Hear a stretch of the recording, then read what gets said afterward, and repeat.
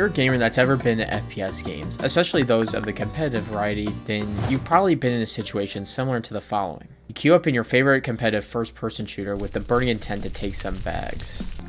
You look at your rank with hopes of ending the gaming session with a higher rank, number, or division. You queue up either solo or with a friend or two, and then you find a match. The match begins, and the first few rounds go well for your team, but then this happens. Oh my God! Unfortunately, the opposing team was also pretty good at defending. Time to lock in.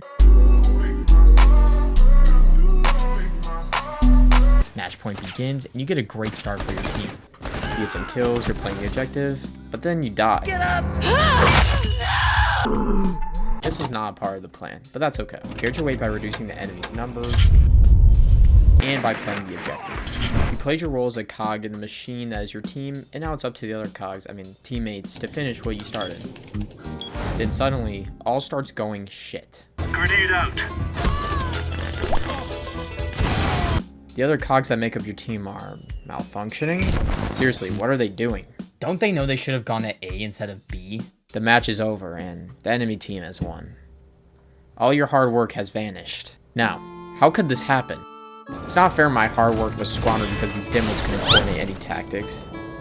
It's not fair the game matchmaking with these dumb fucks. Now, it's very easy to blame your teammates. It's very easy to focus on what you are doing right.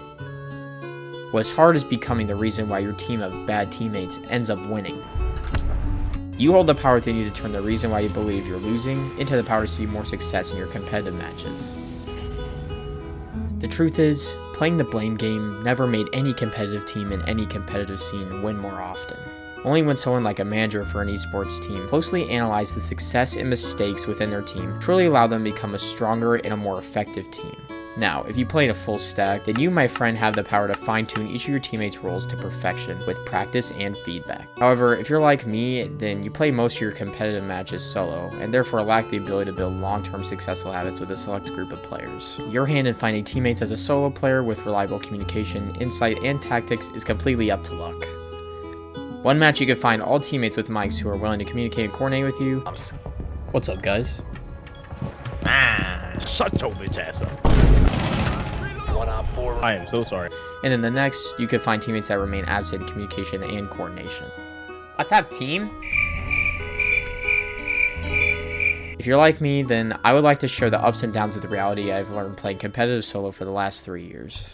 We will begin by outlining our first of 4 problems and solutions. Here's the first problem. Who you get matched with is ultimately out of your control. Like I stated in the intro, the qualities of those who you end up on your team is decided by RNGesus, not you. No matter how hard you wish for the best teammates, sooner or later, you will find those who meet below your expectations. Come on, man, what the fuck is you doing, cuz? When this happens, the power lies within you to make up for it. In my time as a solo player, I learned that the most effective strategy is to do all in your power to tilt the odds in your favor of winning. This sounds vague, but I'll do my best to explain.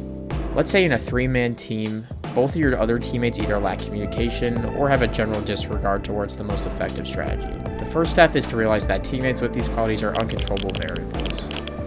It's hard to communicate with one who does not communicate, and it's hard to choose the right strategy with one who believes that their own strategy is best. Let's blast off. We're ready. Oh shit. Damn it, motherfucker! The next step is to make best with what you have. If there are no mics from your teammates, then make sure that you're the one using your mic, and that you're communicating whatever you can. If your teammate strategies are lacking, explain to them why it may be ineffective and why yours is favorable. It boils down to controlling what is in your control and understanding what is not. Evaluating what the best play is for your team is a crucial skill because the only one that you can run and make the call for your team is you. No matter what, taking action for your team, whether that is communication, strategizing, or coordinating, ultimately lies in your own hands no matter the odds. Now, let's talk more about communicating with your teammates. A lack of communication while solo queuing will lead to an effective cap on your capabilities as a team. One of the most common issues I've experienced as a solo player is dealing with those who do not have a mic or choose not to use it. Like we covered previously, having a teammate without a mic can seriously impact your odds of success. However, doing all you can to communicate what's important as much as possible is vital to finding success in a competitive environment. This means that communicating and remaining constantly aware of what to communicate is a crucial habit to develop in order to win more matches. One tool I see neglected in competitive FPS games is the ability to ping points of interest. I find it utterly sad that of all those I find who do not use a mic, some of them never ping anything. You certainly don't need to have a mic plugged in order to ping something, or to use an in-game voice line to convey information. So why do these people never communicate?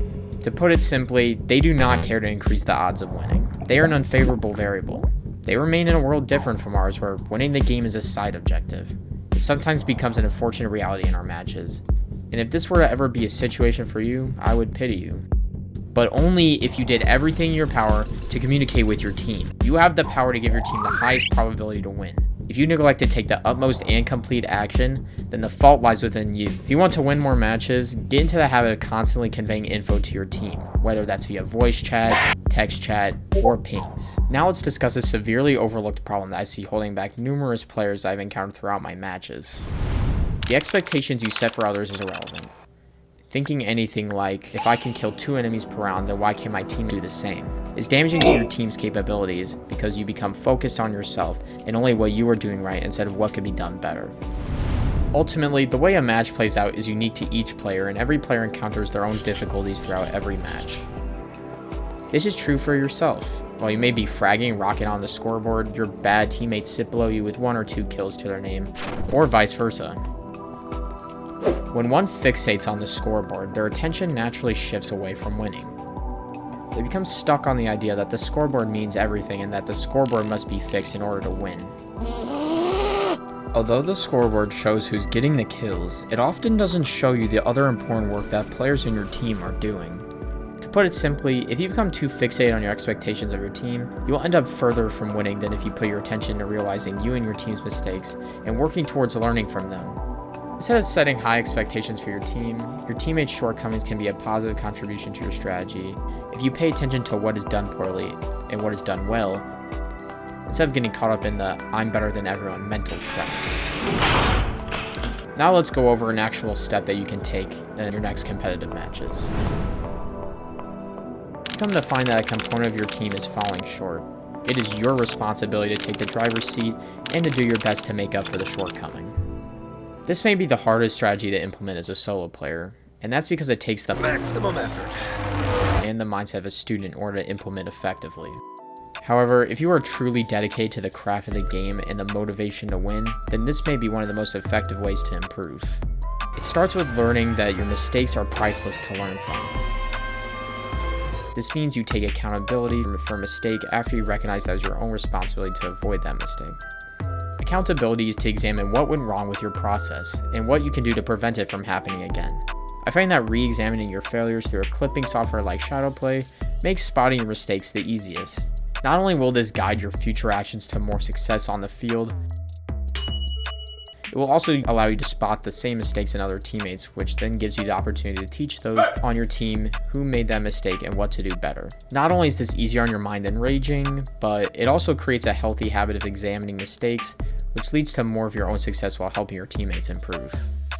As gamers, we simply want to win, and we can lift up ourselves and other gamers by applying respectful criticism to our own and others' gameplay. I'm hard as a rock. For most people, becoming emotional to take out rage on their teammates becomes a bad habit that feeds one's ego at the cost of sacrificing more dubs.